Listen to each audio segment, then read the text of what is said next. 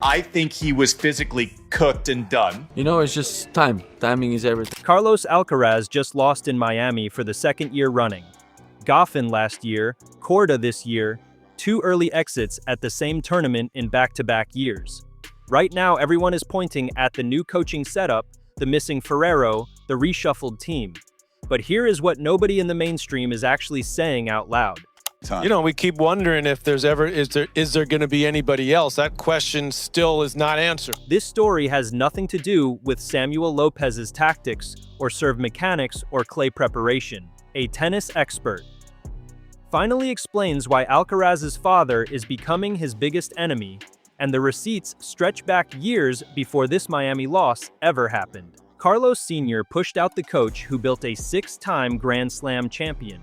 Ferrero received a contract on a Saturday morning with a Monday deadline to accept or reject it. The terms included a salary reduction after the best season of Alcaraz's entire career. Ferrero called the split a deep wound. Tony Nadal went on record saying the real reason goes far beyond tennis. This story has been sitting in plain sight for months while the mainstream looked away. We are not looking away. Subscribe right now for the forensic breakdown nobody else is delivering. Because what comes next goes all the way back to El Palmar, and it does not look good for Carlos's future. Let's start with the moment that changed everything. Alcaraz and Juan Carlos Ferrero split up, and we got two major splits within the sport. Tennis, man. There's no other sport like it. December 13th, 2025. It was a Saturday. Juan Carlos Ferrero, the man who had spent 7 years building Carlos Alcaraz from a 14-year-old prodigy into the most dominant player on the ATP Tour, received a contract proposal from Alcaraz's camp. The deadline was Monday morning, not the following week, not after a proper conversation between two people who had shared one of the greatest coaching partnerships in modern tennis history. A weekend. That was all they were given. 48 hours to decide the future of a relationship built across 7 years, 6 Grand Slams, and a record. That made Alcaraz the youngest world number 1 in ATP history. Ferrero refused to sign and sent back a counteroffer. It was rejected without negotiation. 4 days later, Carlos Alcaraz posted a heartfelt farewell on Instagram, and the tennis world went into shock. But here is the question that has been burning ever since. Who actually made that call? Carlos Alcaraz Sr. has been the invisible hand inside his son's career for a long time. From the outside, the story looks clean and simple. A father introduced his son to tennis at age 4 on the courts of the Real Sociedad Club de Campo de Murcia in El Palmar, a club he directed for over 30 years. The Carlos Alcaraz Academy rose in the same town, an institution now carrying his son's name and marketing itself to juniors around the world. When Carlos Jr. exploded onto the global stage, the father stayed in the background, visible in the stands, never on the court, and always framed as simply a parent. Carlos Jr. even described this dynamic publicly and with genuine warmth. He said his father always wanted to respect what he called the father role, that he never wanted to mix being a parent with being a coach, and that this separation helped him enormously as a developing player. From the outside, it reads like a model tennis family story, except that picture stopped matching reality a long time ago. The first documented crack appeared in February 2023. Alcaraz was returning from his first serious injury layoff, ready to compete on the South American clay swing. Ferrero made a decision that was not unusual for elite coaches managing heavy schedules. He chose not to travel to South America, delegating to former coach Antonio Martinez Cascales instead. What happened next has since been confirmed by multiple insider sources speaking to Clay and RG Media. Carlos Sr. and Ferrero had a heated argument, the father insisting a coach must be physically present for a player's return from injury, Ferrero holding the opposite view. That moment passed without becoming public. The partnership continued delivering spectacular results, but something had shifted between the two men. Alcaraz badly wanted to win, wanted to come out and play, penetrate the court enough, and he has that kind of confidence in his game. Alcaraz has said chess helps him stay focused and make faster decisions during a match. Tony Nadal, who spent decades coaching Rafael Nadal and understands better than almost anyone how the player-coach family dynamic operates at the elite level, described this pattern with precision. He said that at the beginning of a coaching relationship, when the player is young, the coach makes all the decisions naturally. As the player matures into a global figure generating extraordinary commercial value, the family's desire for control tends to grow alongside it. Tony Nadal put it plainly on Onda Cero Radio. As the years go by and Carlos becomes a global figure, I suppose they, the Alcaraz family, want to be in control of what happens. Not an accusation from a bitter rival, a diagnosis from someone who lived this dynamic for 20 years. This is the pattern that tennis experts have finally begun explaining openly why Alcaraz's father is becoming his biggest enemy, not through malice, but through the slow, structural accumulation of exactly what Tony Nadal described. Now consider what Carlos Sr. was building during those same years. The Carlos Alcaraz Academy in El Palmar was not a quiet hobby project. It is a fully operational commercial institution running junior and adult camps under Carlos Jr.'s global brand. Built on a clear geographic claim, El Palmar, not Villena, is the true home of Alcaraz tennis. Meanwhile, Ferrero's Equilite Academy sat roughly 60 miles away in Villena, where Carlos Jr. had trained since age 15. In 2024, Alcaraz began increasingly skipping the drive to Villena and training instead at his father's academy in El Palmar.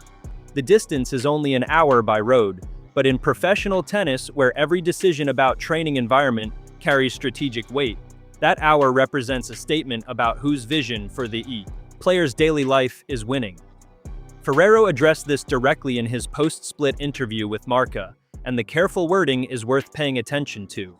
He said, "We've never seen this as a rivalry. We've gradually come to understand that, given the demands of the tour, Carlos would want to spend more time at home. The ones who had to adapt were us." Read that last sentence again. The coach, the man responsible for the tactical and physical development of the world number one, was the one doing the adapting. The player was not. The family certainly was not. That is an unusual power dynamic for a coaching relationship at the very top of professional sport. By 2025, Ferrero's absences from tour events were becoming more frequent, documented across multiple significant events throughout the season. There is a recorded fact buried inside those absences that very few people have highlighted properly. When Ferrero was not in Alcaraz's box, Alcaraz's win rate was extraordinary. Multiple sources noted he held a 33-2 record in matches where Ferrero was absent. That number does not indict Ferrero. Elite players win matches regardless of who is courtside. But it does suggest that Alcaraz's dependency on Ferrero's physical presence had loosened considerably, and that the people filling that box in his absence were becoming more comfortable there. Simply has just walked into the conversation with the best of all time. There's only so many people on earth that can walk around and say to any Grand Slam venue and be like, oh, I won here too. The youngest to have ever done it by a couple of years, edging out Rafa. And then after Rafa, it jumps too. It's not as if there's like Rafa and then there's like three people close like within a year. Then came Paris, October 28th, 2025. Alcaraz lost his first-round match to Cameron Norrie, one of his worst performances of the year in terms of feel and execution. According to La Verdad, the Murcia-based newspaper closest to the Alcaraz family, Ferrero left the tournament site abruptly after the loss, rather than staying to analyze the defeat and begin planning for the ATP Finals. The family was reportedly unhappy. Carlos Sr. in particular had already wanted Ferrero's tour absences to stop entirely in 2026. This incident, according to the same reporting, pushed the relationship to its final breaking point, 6 weeks. Later, the contract arrived on a Saturday morning. The terms of that contract are where Carlos Sr.'s fingerprints are most visible. Ferrero confirmed to Marca that the financial component included a salary reduction. This after Alcaraz had delivered 8 titles, including 2 Grand Slams in 2025, the most successful season of his professional career. Ferrero was clear that money itself was not his primary issue. What he described as unacceptable were the non-sporting clauses, conditions about the direction and management of Alcaraz's career going beyond anything related to tactics, training, or match preparation. Those clauses were about power, about who gets to decide and whose vision for Alcaraz's professional future takes precedence when father and coach stop pointing in the same direction. Sources close to the situation told Clay and RG Media that the disagreements between Ferrero and Carlos Sr. over career management were significant and had been building for some time. Ferrero himself, when asked whether Alcaraz was aware of all the contract details, said, "I spoke to him beforehand to ask whether he was aware of everything, and he said yes. From there, I spoke with the people I needed to speak with." He never named Carlos Sr. directly, and he did not need to. Everyone in the tennis world understood who the people were.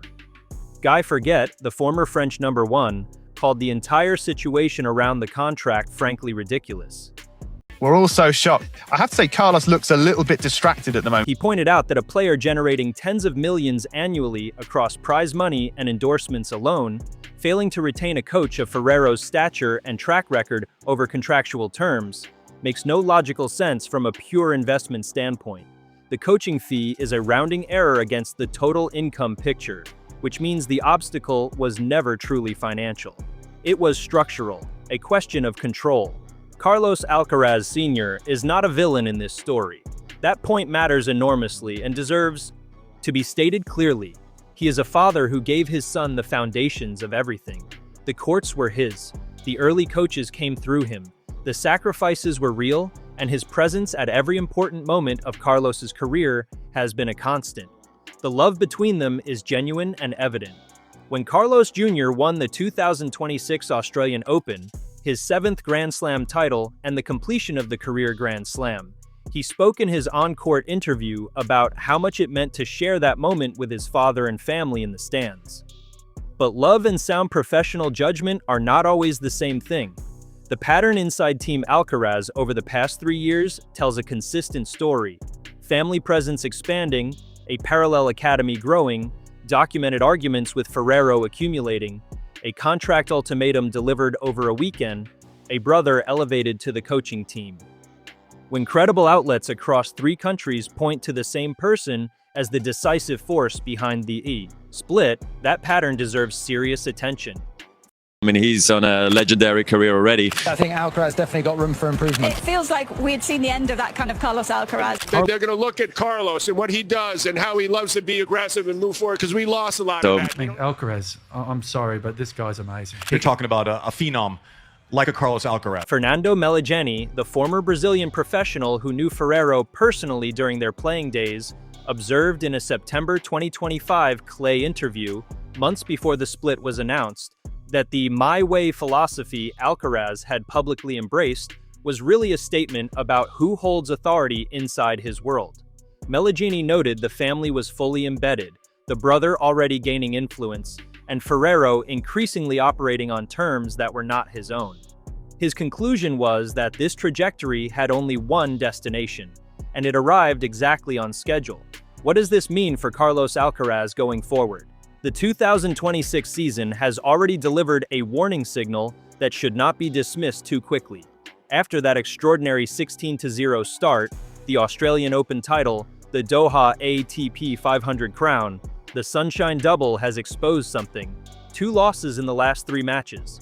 Medvedev dismantling him in the Indians. Wells semifinal and then Korda, ranked 36th in the world, finishing the job in Miami. Alcaraz himself acknowledged after the Miami defeat that opponents are approaching him differently now, playing with less pressure because they feel they have more to gain than to lose.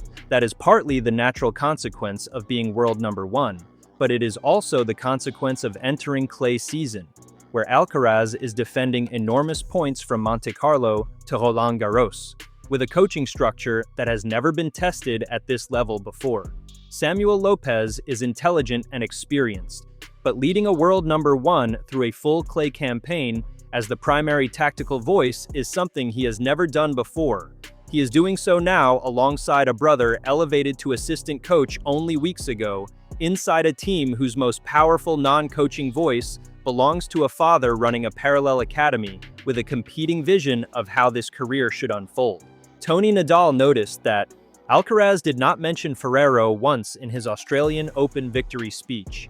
He said publicly that it made him uncomfortable. When Tony Nadal, a man who coached one of the greatest champions in the history of sport, says something like that about a victory speech, it is worth sitting with that discomfort for a moment.